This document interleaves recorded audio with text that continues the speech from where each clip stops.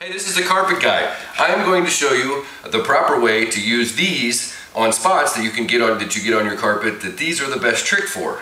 I got two pieces here to deal with.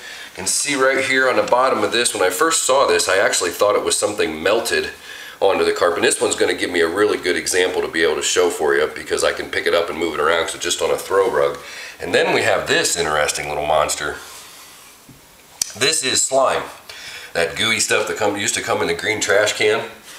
So I'm going to show you how to deal with that one. But first, this one's perfect. Smiley's going to go ahead and get in here really close. You can kind of see, it literally, if I had to guess, I'd say this is some kind of glue. Somebody got some on there and then just kind of, tried to wipe it out. And again, I don't know if I've ever told you that before, how many of these videos you've watched, but that is a technical term. So they kind of and smeared that all over the place. But you can kind of see, if you look at that real close there on the edges, see how all that goopy stuff is literally just sitting all up on the tips of the fibers. So how are we going to deal with that? Well, very simply. We're going to start by working our scissors down through just like this, and we're going to cut this up real similar, just like you'd cut like a pan of brownies. Obviously you couldn't, it's pretty difficult to get the whole pan out whole. And again, this one makes it easy because I don't have to keep moving myself. And I'll cut that probably into thirds. It's pretty thick right there. As you can see, I'm just making this into smaller pieces. And again, this is a little bit easier in the fact that I'm dealing with a rug that I can just pick up and turn around.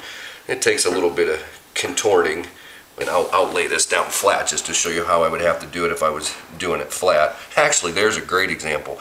Now that I have these cut into smaller pieces, they're just pulling right on. Huh? Yeah, some of them are just coming right out. They're not even grabbing. They're just barely sitting on the surface. Now, this one's kind of in a little bit sideways. But again, I can just very carefully just work those individual fibers. There, I got that one.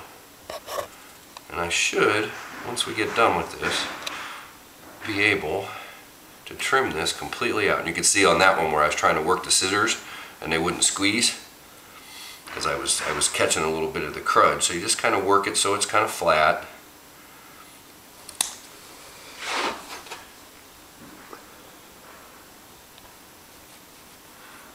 Catching it again, so that means it's kind of turning on me a little bit. Notice like on that one I backed off on that one because I was getting ready to snip more than I wanted to. So you just have to, honestly, with this particular type of a repair, it's more of a matter, and you can see like this piece right here, it's literally holding on by one fiber. There's just one little piece of fiber on there. I mean, I didn't even hardly have to touch hardly any carpet to get that off of there. Now you would say, if you have Berber carpet, well, that won't work on my carpet because I have a Berber. Now something big and thick like this, you're probably right. However, fingernail polish, I've done some different types of glues on Berbers. I just used I didn't use these big old honking scissors. I just used a real small pair, like a pair of cuticle scissors or real sharp scissors I got at a beauty supply store. As you can see, I've now taken out half of that. And I got just a little bit of stuff down inside that one, but I don't want to get too aggressive with it. So there you can see half of that's removed. And as you can see, I might have made a little bit of a divot in that. But for most people, and again, this is just a throw rug that was sitting by a door. But these little throw rugs that are sitting beside doors for a lot of people are really valuable because they match everything else in the house. And if all of a sudden you don't have one, you got to put something else in there. And you can see, like with these, now that I've got it cut into pieces, I can actually just pull that aside. And I want to be gentle with it because you don't want to pull too hard. Carpet is not secure. Carpet is not designed to have any kind of pressure put on it as far as pulling it, like when you're pulling on the individual fibers, like I was just doing. So you gotta be a little careful there. But again, you can see I've just about got this one completely out, and I'm just gonna keep repeating that. That's pretty thick right there. Keep just munching that into smaller little pieces. It's like I'm cutting brownies out of a pan.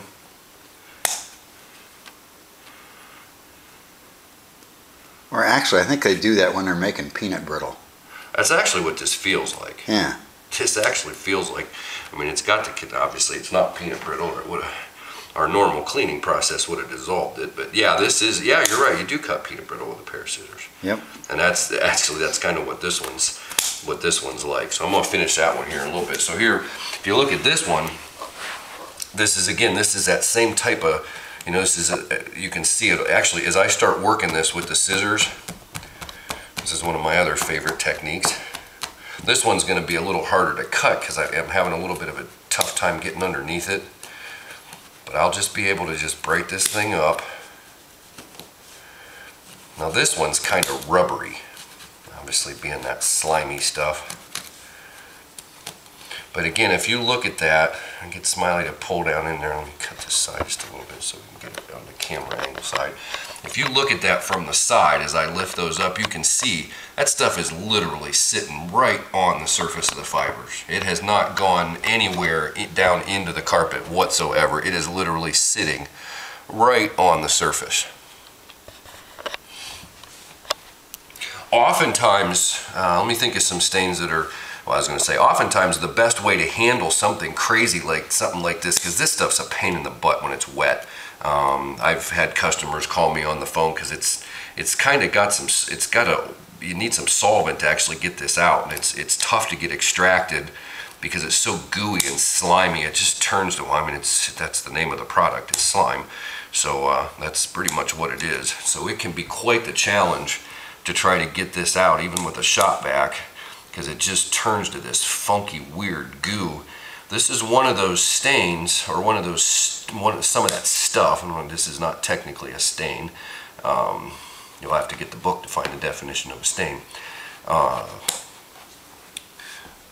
this is one of those particular items that it's actually better to let it dry, which goes totally against conventional wisdom. Oh my gosh, if I let it dry, it might get set. Well, here's one of my favorite statements. You'll find this all over the book. Doing the wrong thing quickly will not help anything. So if you do the wrong thing, and you do it real fast, you've still done the wrong thing. And you can see I got probably about a quarter of that one out of there. But honestly, scissors are, in my opinion, probably the most underutilized and the most valuable item that a homeowner can have for using on their carpet, especially if you're getting all kinds of funky stuff like this. Works real nice on Play-Doh. Another thing it works real good on, not necessarily cutting like this, but one other item that I'm thinking of that works really good to let it dry before you try to attack it is cat vomit. Cat vomit has quite a bit, you know, it's always slimy and got lots of fur and all kinds of stuff in it. And if you just let it dry, it'll vacuum right out of the carpet with a crevice tool, or, you know, using I always call it the snorkel end of your vacuum cleaner. Because once it dries, it just turns into like a dusty, almost like a dusty, hazy kind of a consistency that'll literally just vacuum right, you know, your vacuum will just be able to pick it right up. And I often run into that where we'll move a piece of furniture and we'll find some. And 9 times out of 10, you can just vacuum it real aggressively and it'll come right out. But if you try to deal with it when it's wet, it can be quite the challenge.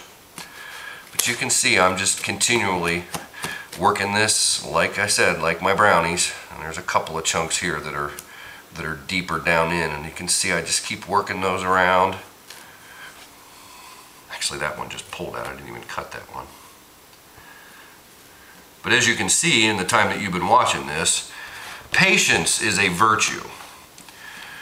And I guess I've been blessed with, I've had many women tell me that I'm the most patient man that they've ever dealt with ever before, to sit here for 10, 15, 20, 30 minutes just carefully snipping and snipping. My dentist tells me I should have been a dentist because I'm so detail oriented.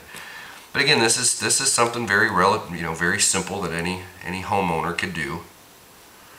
Any homeowner, you have to have a little bit of skill. If you have a whole lot of thumbs, you might want to be careful and find somebody that can cut a little better than you. But I'm certainly not a scissor expert by any stretch of the imagination.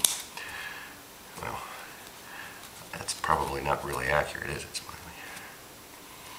sitting here being a scissor expert, telling people I'm not a scissor expert. Well, you just, you mentioned detail. There's a lot of professions that call for detail. Oh, this is definitely one. Dentistry and cutting carpet fibers is not the only two. Yeah, you're right. Now here I've got an area where there's a bunch of stuff. This one's buried all the way down in. There's a big glob of it down inside here. So we'll have to see if we've got some magic juice for that. But again, even if this is as far as I can take it and I can't get the rest of that out, if I just left it, I'll just trim, if I just finish trimming these last few pieces, obviously that's far more acceptable for most people. And that's almost to the point to where, I mean, there's a big clump right here. The fingernails are an absolutely wonderful tool, just for working that stuff through. And again, if I had a cup or something, I would actually just go get some water and just show you that this stuff will actually just come out with water. It's dissolving very easily. And I could have, if I wanted to, used my vacuum or used the technique that I've showed you in so many of the other videos with the shop vac, just put a bunch of water on this and dissolved it. But I'm dealing with it as I found it, which is probably how you would find it, because if your kids got slime all over your carpet in your house, they would probably hide it as best they could, and you wouldn't find it for some period of time later.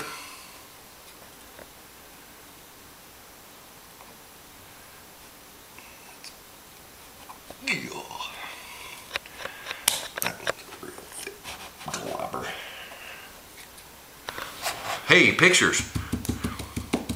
I had told Smiley to go ahead and stop this. I was thinking he didn't want to watch that long, but then I realized I'm using more Carpet Guy magic here, and I wanted to make sure you got to see it. See how I'm just working that? And like I said, I'm using a little bit of a detergent here.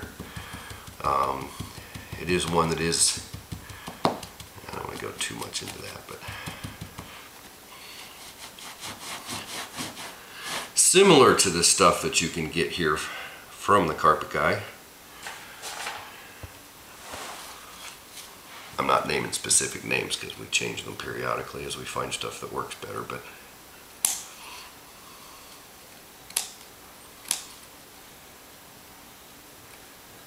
you can see before I couldn't even get through this, and you can see it's still pretty. Now you can actually see that glob. That actually, just with some moisture on it, that thing's actually, I'm actually able to pull that stuff up and out of the fibers. Again, I'm scraping it kind of with my fingernails and using the tips of the scissors. You can see I'm just getting big piles of it in my hand.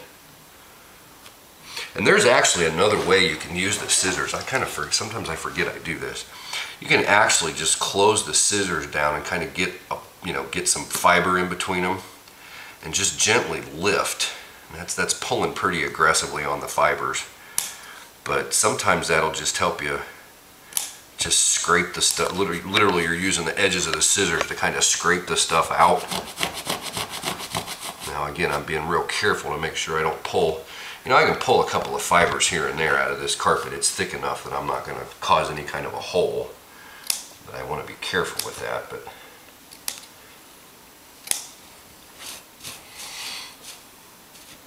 always use your least aggressive detergent first. And it also helps to read the labels. Oftentimes they have a caution that comes on the thing. Of course, now we've got this magic thing called the World Wide Web, where you can go just learn just about anything. And unfortunately, many of the things that I find on the internet are not really all that appropriate, or don't work worth a crap. How about we'll just go ahead and say it straight. Unless you're here and you have my book. Now you can see that's leaving a little bit of a detergent residue. And I actually want that. This particular product that I'm using will dry and leave, it does what's called encapsulation. It'll just, as that dries, it'll just break up any soil left on the surface. But as you can see, there's actually a little bit of that stuff still deep down in the bases. And I'm actually just going to leave it there because it's far enough down in that from the surface you can't see it. And I'm sure that Smiley, my magic video guy, has got that all pretty much to the point to where you can't see it. So there you go. Proper method for using these. Many, many, many things in your house. Gum, wax,